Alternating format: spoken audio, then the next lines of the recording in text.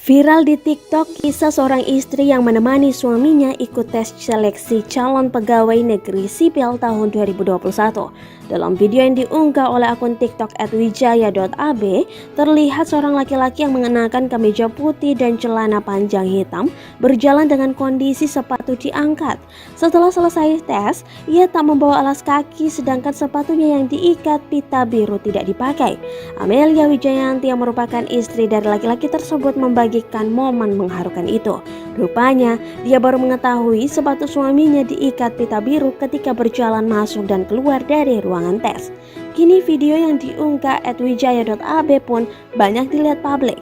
Dilansir dari tribunnews.com, Amelia Wijayanti merupakan warga yang berdomisili di Solo, Jawa Tengah.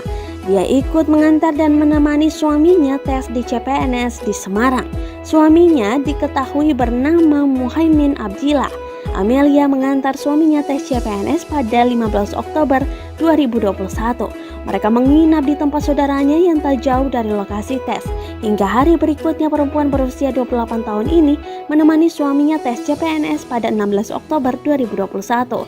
Lebih lanjut, Amelia menjelaskan perihal sepatu suaminya yang diikat pita biru.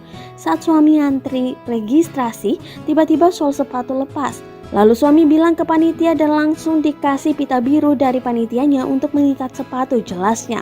Melihat suaminya, Amelia pun merasa khawatir jika saja suaminya kehilangan konsentrasi saat mengerjakan tes.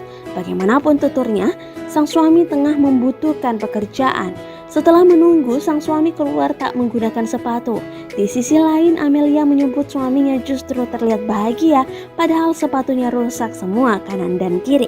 Sehingga jalan tanpa alas kaki dari ruangan menuju parkir dan menjadi sorotan orang-orang sekitar. Hingga akhirnya Amelia mengunggah videonya sebagai dokumentasi. Terima kasih sudah nonton. Jangan lupa like, subscribe, dan share ya.